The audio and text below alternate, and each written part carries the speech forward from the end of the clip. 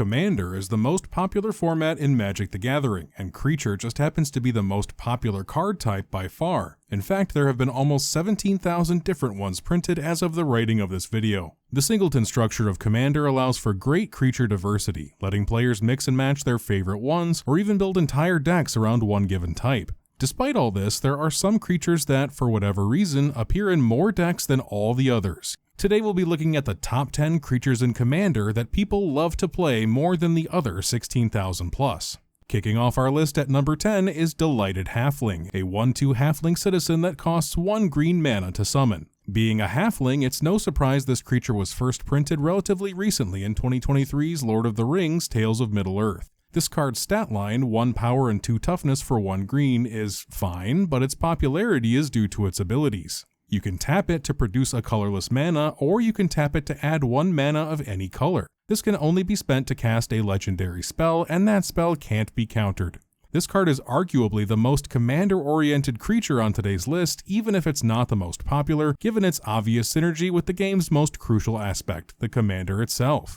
Since all commanders have to be legendary spells by default, Delighted Halfling grants you color fixing as early as turn 2 for casting your commander, and the best part is that it won't go back to the command zone as a result of a counterspell. Worst case scenario, it's a slightly worse colorless mana dork with respectable toughness. Even still, this card's highly useful abilities are also arguably more situational than other mana dorks, some of which might even appear in this video. Before we get to any other mana dorks though, let's move on to number 9, Blood Artist. This is a 0/1 vampire for 1 generic and 1 black. Blood Artist hails from 2012's Avacyn Restored expansion, the third set in the fan-favorite Innistrad block, but has been reprinted numerous times since then. This creature's stats may be puny and below rate for its cost, but it makes up for it with a punishing ability. Whenever it or another creature dies, target player loses 1 life and you gain 1 life. Blood Artist's draining effect is certainly suited for most any vampire strategy devoted to gaining life while hurting your opponents, and it's an easy auto-include in any token decks running black mana. One key distinction is that, unlike a similar card like Vengeful Blood Witch, which only applies to your own creatures, Blood Artist triggers with any creature anywhere on the board. In a format like Commander, where you probably have multiple opponents at any given time, this can prove to be a reliable way to ping your enemies over and over while building up your life total. And if your game gets really silly with multiple players each controlling their own token army, a single board wipe like Damn is enough to take out a player in one fell swoop. Aside from these situations, Blood Artist is a very one-note creature. It's also highly situational, as if you're not playing a creature-heavy game, Blood Artist is mostly a sitting duck taking up space. For 2 mana, it's also incredibly fragile and will die to virtually any removal as well as any of the tokens it's designed to punish. You can try chump blocking with it and do no damage, but that defeats the whole purpose of using the card in the first place, since you usually want your Blood Artist to be the last creature to die. For these reasons, it's only number 9 on the list. Creature number 8 in Commander is a much more generically useful card, even if its ability might not seem as flashy at first. Roaming Throne is a 4/4 artifact creature golem costing 4 generic mana. It has Ward 2, meaning that it can't be the target of any spells or abilities an opponent controls unless that opponent pays an additional 2 generic mana. When it enters, Roaming Throne becomes an additional chosen creature type, meaning it's perfect for one of Commander's favorite deck building strategies, Tribal, also called Kindred. Got a deck full of elves? Roaming Throne hits the battlefield as a 4/4 elf. A deck full of dinosaurs? Now you've got a colorless 4/4 dino with Ward 2. Insert any other creature type here and Roaming Throne can fill that niche without a hitch. This helps synergize with various buffs and effects that are dependent on controlling a certain creature type or how many creatures of a type you control. But Roaming Throne's most impressive ability is its last one. If a triggered ability of another creature you control of that type triggers, it triggers twice instead. This is incredibly powerful and can facilitate multiple infinite combos, but even at face value, doubling every triggered ability of your creatures is pretty powerful. Take the last card on this list, Blood Artist, for example. With Roaming Throne in a deck full of vampires, Blood Artist now triggers twice, siphoning 2 life from your opponents for each fallen creature instead of just 1. While Roaming Throne can grant you some serious advantage with the right setup, it's just a 4/4 for 4 mana with Ward 2. It's very dependent on other cards to unlock its full potential, which is why it's not higher on the list.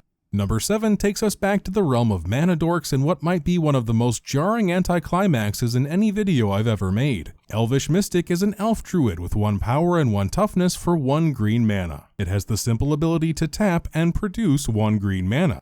That's it. The second, but not final mana dork on this list, Elvish Mystic is higher than a more exciting card like Delighted Halfling for a number of reasons. 1, it's just been around a lot longer, by almost a decade in fact, since it first appeared in Magic 2014. Second, while Delighted Halfling has a versatile effect that can be a serious boon when casting your commander or any other legendary spell, sometimes reliability is better than more situational versatility. In a mono-green elf deck, Elvish Mystic fits in perfectly. It's a body on the board that can do at least 1 damage every turn or tap for an additional green, synergizing well with any elf-focused strategy. Halfling type aside, even if Delighted Halfling were an elf, really its only utility would be preventing spells from getting countered. It wouldn't be quite as useful in the same deck where you have plenty of other cards that can tap for green and where you also don't need any colorless mana. Elvish Mystic isn't as interesting as Roaming Throne and can't win you any games alone like Blood Artist, but in a color that produces lots of mana and wants to spend lots as well, this creature is popular for a reason. Speaking of green creatures and needing mana, number 6 on today's list isn't a mana dork but can certainly help you with your mana nonetheless. It's Sakura-tribe Elder. This is a 1/1 snake shaman costing 1 and 1 green. Its ability allows you to sacrifice it to search your library for a basic land card and put it onto the battlefield tapped.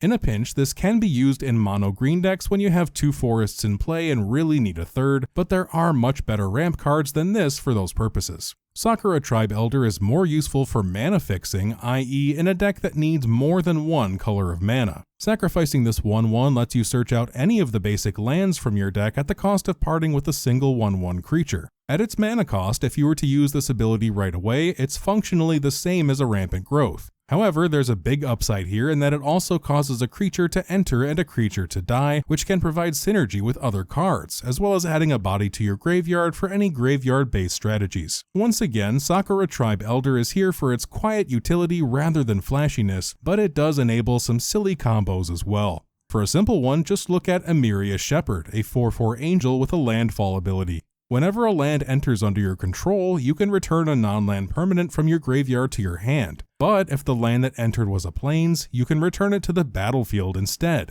With both of these creatures in play, sacrifice Sakura-tribe Elder to search out a plains, put it on the battlefield, return the Elder to the battlefield with the Shepherd's ability, sacrifice it again, find another plains, and rinse and repeat. This allows you to search out every single plains card left in your entire library since the Tribe Elder's ability has no limitations or mana cost. And just like that, I'm suddenly inspired to build a Selesnya deck. Green mana loves its creatures. It's arguably the color most synonymous with creatures in MTG. We have another green creature at number 5 on today's list with Eternal Witness. For 1 generic and 2 green, this is a 2/1 human shaman with a powerful ETB. When Eternal Witness enters the battlefield, you can return any card from your graveyard to your hand. Sometimes the simpler an effect is, the more powerful it can be, and Eternal Witness is living proof. 3 mana gives you a somewhat decent 2/1 body and lets you grab any card from your graveyard, be it a creature you want to cast again, a strip mined land, or hey, your own strip mine, or any instant or sorcery you've already cast. Eternal Witness has no limits on what you can grab, making it perfect for staging a comeback or just as gravy if you want to repeat a particularly powerful spell. There are some other cards in the game that give you free reign to return any card from graveyard to hand, but none quite like Eternal Witness. Regrowth costs 1 less mana, but it doesn't give you a body on the board like Eternal Witness does. Same goes for Auroral Procession, which requires you to run green and blue, Treasured Find, which requires green and black, and so on. Bala Ged Recovery and Dryad's Revival both cost roughly the same, but again, no ETB. Eternal Witness being a creature grants it obvious synergy with any decks wanting to take advantage of it hitting the field, and this also makes it part of a handful of wacky infinite combos, such as with Peregrine Drake and Ghostly Flicker. It's a solid card, but ultimately dependent on you having something in the graveyard worth recovering in the first place. The 4th most played creature in Commander is Esper Sentinel. That's right, we're not done with green quite yet, but number 4 breaks into white mana for the first time in today's video. Esper Sentinel is a 1/1 artifact human soldier with this ability. Whenever an opponent casts their first non-creature spell each turn, you get to draw a card unless they pay X, where X is Esper Sentinel's power. Now obviously drawing cards is good and forcing your opponent to pay mana is good too, but let's break this down a little further. There's another card in Magic called Rhystic Study, an enchantment so powerful that it's been labeled a game changer in Commander. This card forces your opponent to pay 1 mana every time they cast a spell, or you get to draw a card. Obviously this is more generically useful than Esper Sentinel, but it's blue and costs more mana. It also requires the same tax from your opponent each time. Esper Sentinel is basically a once per turn Rhystic Study as soon as it hits the board for just 1 white mana, assuming your opponents are casting anything but creatures. But buff Esper Sentinel on the spot with other cheap cards like Blacksmith Skill, Built to Last, Jump Scare, Moment of Triumph, etc., and your opponent will now have to shell out a lot more mana. This is to say nothing of giving your Sentinel +1/+1 counters. The more buffs you can give it, the more you're either guaranteed to keep drawing cards or the more mana you force an opponent to tap down. There's also the very real possibility that your opponents won't bother paying the tax and you'll just get a free extra card draw each turn. Even if it's not an amazing win condition on its own, Esper Sentinel is likely to help you draw into the cards you need, or at the very least burn up an opponent's removal spell. Shifting gears back to green, we return to yet another Elvish mana dork for number 3, Llanowar Elves. This is a 1/1 elf druid for 1 green mana that can tap to produce 1 green mana. But wait a minute, didn't we already see this card? No, that was Elvish Mystic, which was completely different. Elvish Mystic, by comparison, is a 1/1 elf druid for 1 green mana that can tap to produce 1 green mana. Yeah, Elvish Mystic is functionally the same creature as Llanowar Elves, so why is it 4 places lower on today's list? Well, you see, Elvish Mystic is a mana dork, while Llanowar Elves is one of the mana dorks. It's one of the 2 creatures most people think of when they think of cheap creature-based mana ramp, and it's been in the game since the very first set, Alpha, in 1993. With a storied history like that, Elvish Mystic couldn't hope to surpass it in popularity even if it can perform just as well. At number 2 on today's list is, would you look at that, Birds of Paradise. This is a 0/1 bird for 1 green mana with flying and the ability to tap and add 1 mana of any color. Yeah, Llanowar Elves is an OG mana dork, but Birds of Paradise still soars clean past it. While Birds of Paradise might have a worse stat line and it might not be as useful in a mono green deck where its ability is redundant, this card's versatility and evasion more than make up for these shortcomings. Cheap green combat tricks like Giant Growth, Snakeskin Veil, and the like can instantly turn it into a threat as well as a mana dork, giving you the flexibility to attack in the air or tap it for any color of mana you might need. This card was also first printed in Alpha, and there's actually a funny story behind it. When Wizards of the Coast was commissioning art for the very first set of Magic, they received this artwork for an island featuring 2 orange birds in the foreground of the image. Since Wizards at the time decided that lands shouldn't display creatures so prominently in the artwork, they designed a separate card for it, and thus Birds of Paradise was born.